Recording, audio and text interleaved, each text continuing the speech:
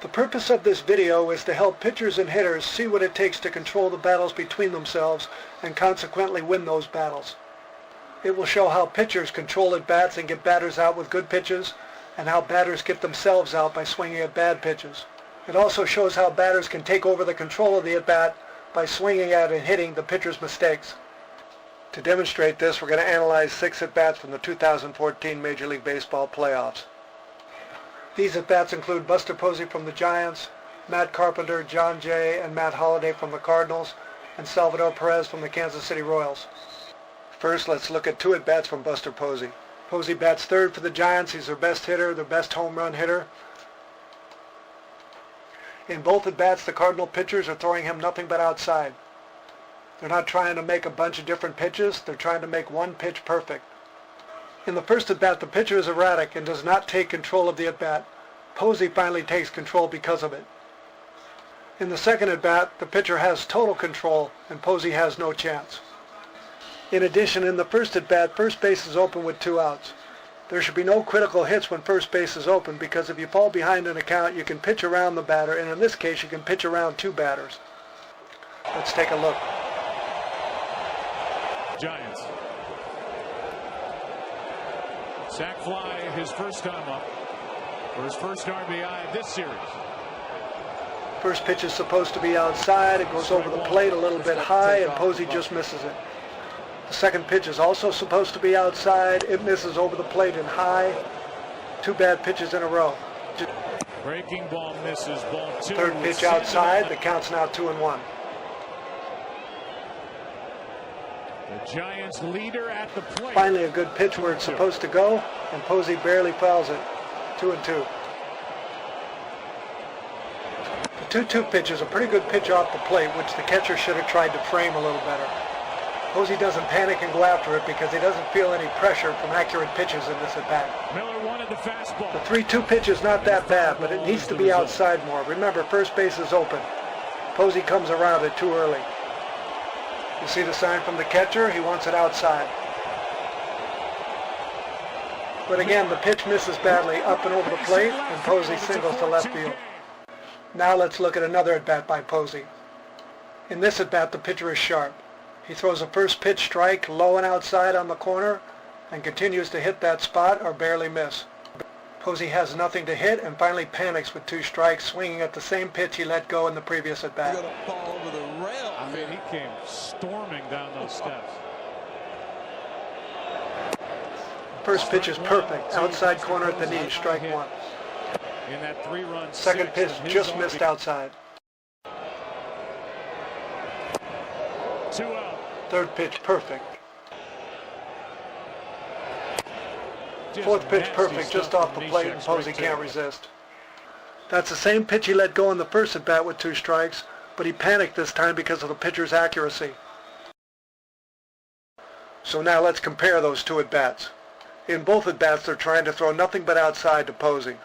In the first at-bat, the pitcher lost control of the at-bat by making multiple bad pitches. It's especially bad because first base was open, and once he got behind, he could have pitched around Posey and tried to get ahead of the next batter. In the second at-bat, the pitcher has total command, and Posey has nothing to hit and finally strikes out off the plate because of the pitcher's accuracy. It was not a terrible at-bat by Posey. It was just a great job of pitching. Here's another example of the pitcher having total control of the at-bat and never giving it up. The batter is Matt Carpenter, leadoff batter for the Cardinals, and known to be a tough out with a good eye. This is the last game of the NLCS. Cardinals are down by 2 in the 9th inning, so the game is on the line.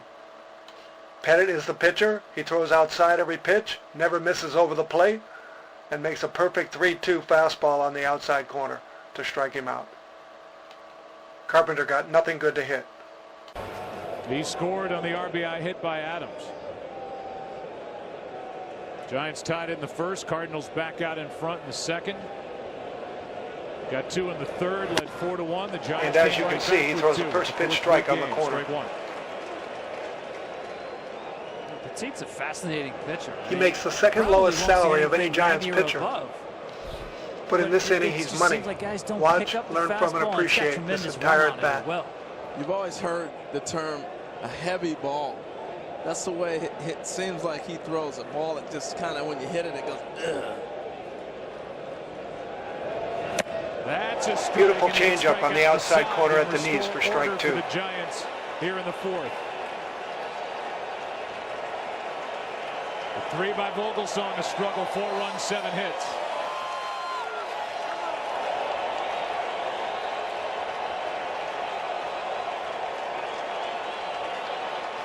This a tough guy to strike out, Matt Carpenter.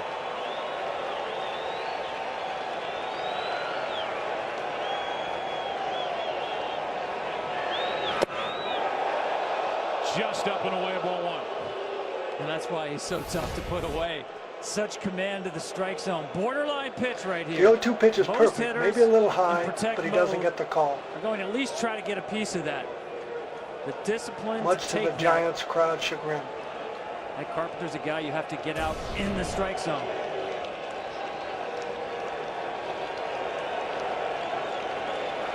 The 1-2 pitch is not perfect.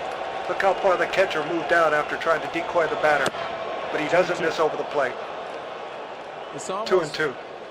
You're better off with going after him instead of wasting the pitch and try to maybe get him to chase one, because he's not going to go after a ball that's 4 inches off. He's just not going to do it.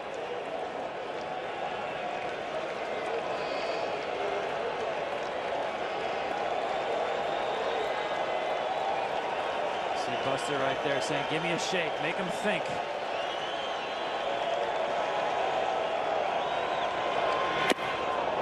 Pitch is on the corner, but low. Happens all the time. The count now goes to 3-2. Pace of game, speed up. Shaking off signs is good, Well, even if you get the sign you want at the beginning. We always seem to wind up there. It can make the batter think too much, just like the announcer said. He's doubled, he's walked. Trying to reach base for the 3rd straight time.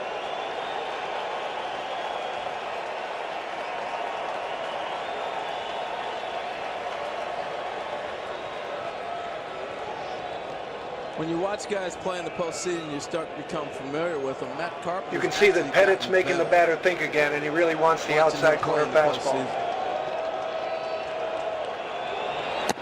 He throws it perfect. Called strike 3. Making that perfect pitch over and over comes with practice. All of you can do it if you set your minds to it. The lessons to learn here are these. If you're a pitcher, you have the chance to control every single at-bat by throwing good pitches, just like in Posey's second at-bat. And Carpenter's. Remember, command and accuracy of the pitch is everything. And you don't have to worry about being perfect, because a miss now and then won't hurt you. If you miss all the time, like in Posey's first at-bat, you will get burned. The lesson for the batter here is, a good pitcher has control of the at-bat unless you take it away.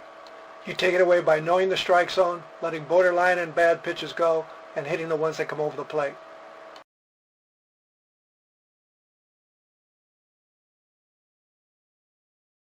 In Posey's second at-bat earlier, and with Carpenter, they didn't get themselves out. The pitcher got them out. And sometimes that's going to happen. You just got to give the pitcher credit. What you don't want to happen is get yourself out. You do that by swinging at bad pitches, letting fat pitches go, losing your discipline, and not having a quality at-bat. This is a huge at-bat in this game. Holiday's a home run hitter. The Cardinals are down 2 runs with a runner on first in the top of the 9th. Let's see what happens. And his only home run of the postseason came in Game 1 of the division series. Hit 20 during the regular season.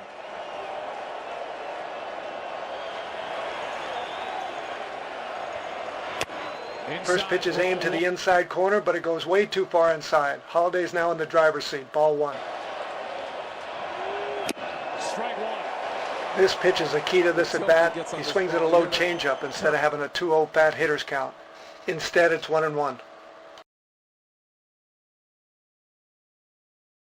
The 1-1 pitch is a pretty good pitch on the inside corner, or maybe a little off the plate. If the count was 2-0, he had the luxury of taking that pitch and wait for a better one. Instead, he fouls it, and the count's 1-2. And now he's stuck with 2 strikes.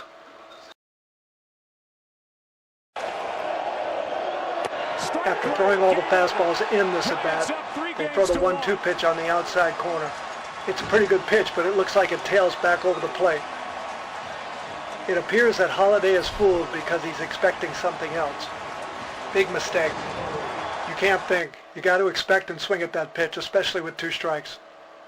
Remember though, he wouldn't have to swing at all if the count was 2-1 by letting that second pitch changeup go. In my opinion, one of the worst at-bats in the history of Major League Baseball, and if not that, at least the worst at-bat in the Major League Baseball playoffs 2014. Salvador Perez is the catcher for the Kansas City Royals.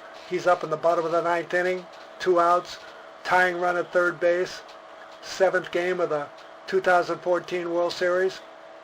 It doesn't get any bigger than that. He swings it high on the first pitch and it just gets worse. You can see the catcher Posey standing up, raising his glove, making sure the pitch stays up. The sad thing is Perez never changed. He kept swinging it up. The entire at-bat was 6 pitches. Everything was up or up and in on purpose. Finally, he pops up. Should we give the Giants credit? Or is Perez over-aggressive? Actually, I'm just kidding. Over-aggressive is a polite term, meaning he has no discipline. The Royals possibly lost because of that. Decide for yourselves.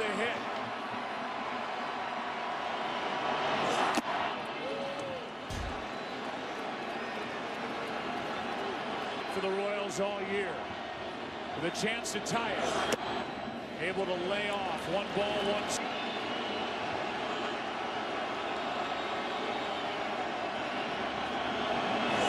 Strike 2.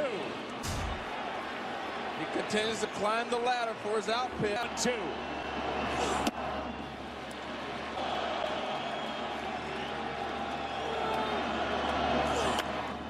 Fought off. That's pitch number 290 in this World Series for Madison Bumgarner. And he's not changing his pattern, Joe. He's just, here it is, hit it, but he continues to climb the ladder, try to use their aggressiveness.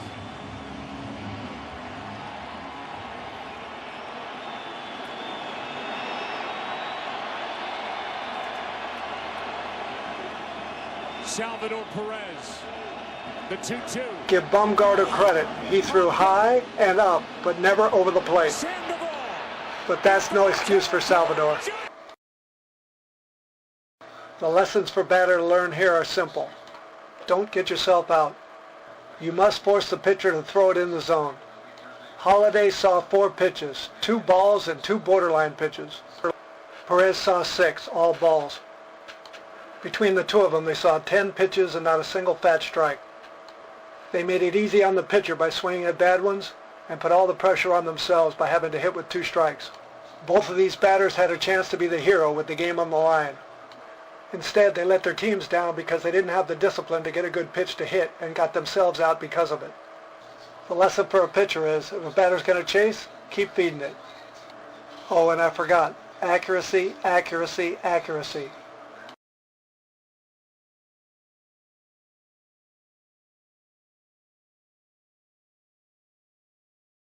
A lot of times batters think too much, especially with 2 strikes, instead of expecting and anticipating fat pitch to hit. If you do that and a fat pitch comes, you will freeze and lose your opportunity. In this example, Jon Jay is up with 1 out in the 9th inning, Game 5 of the NLCS. He quickly gets behind 0-2 and is not surprised by a fat 0-2 fastball and lines a single to center. Now Jon Jay.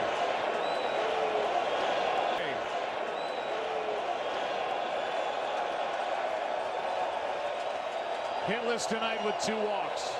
Trying to get it to Holliday. Strike 1. First pitch strike with a nice curveball. Strike 2. Next pitch is fat, but he fouls it off. The count's now 0-2. You got to throw pitches off the plate. Instead, he makes a big mistake, and Jay takes advantage. That's why as a hitter, rather than think too much, you always got to expect that fat pitch so you'll be ready for it. He gets 2 quick strikes on Jon Jay, then throws a fat pitch over the plate, and Jay takes advantage of it. Back over the middle of the plate, takes it right back up. Big mistake by the Giants pitcher. The lesson for a batter here is, don't ever be fooled by a good pitch to hit, especially with 2 strikes. And for a pitcher, in case I haven't mentioned it before, accuracy, accuracy, accuracy. And oh, don't miss over the plate when you're ahead in the count, especially 0-2. Have discipline in hitting is easy to say, harder to do. But if you know the strike zone and practice it, and you know your swing and practice it, you can do a better job of letting bad pitches go and get pitches to hit and hit them. That's the key to hitting. As a pitcher, you need to be perfect with 1 or 2 pitches instead of throw a lot of pitches you don't command. If you do this, you can throw first pitch strikes, stay ahead of the hitter, then get pitches off the plate with 2 strikes to get them out. That's the key to pitching. Both of these things come from you know what, the P word, practice.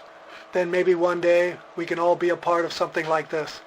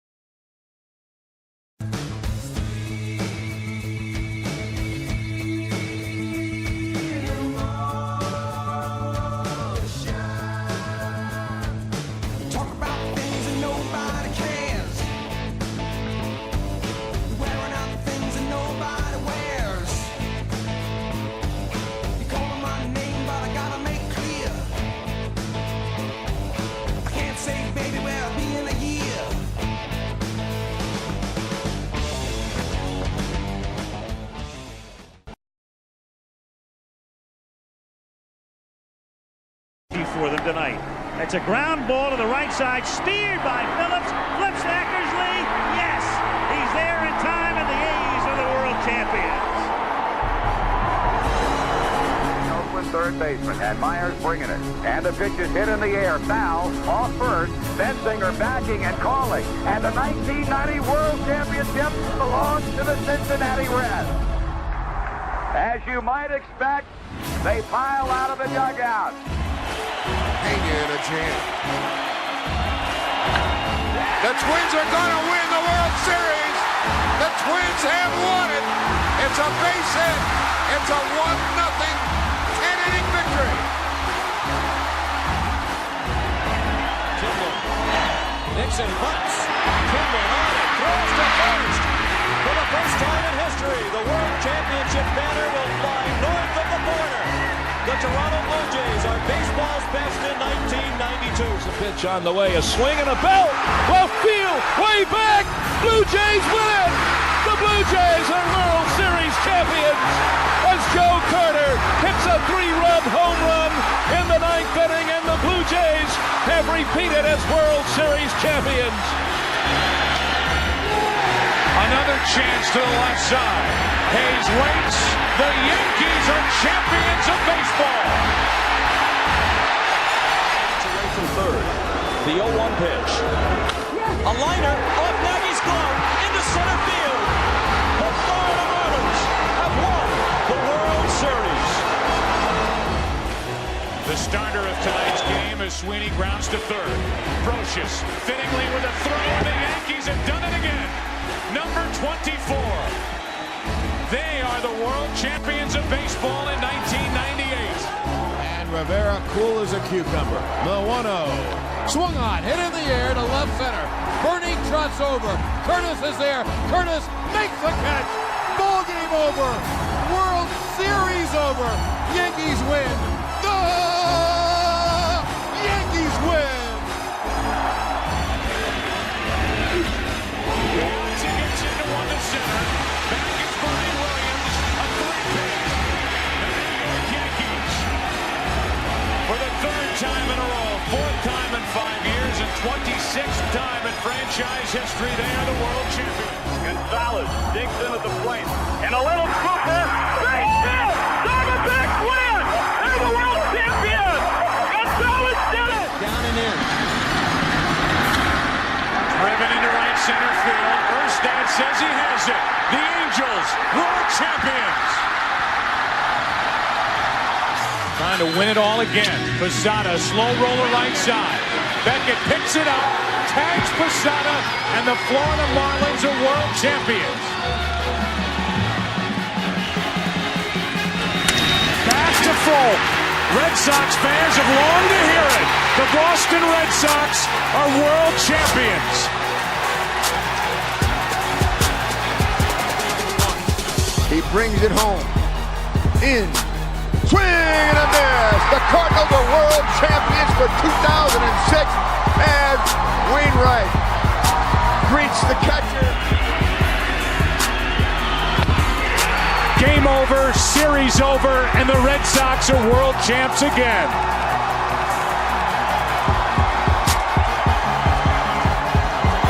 The 0-2 pitch, swing and a miss, struck him out. The Philadelphia Phillies are 2008 world champions of baseball.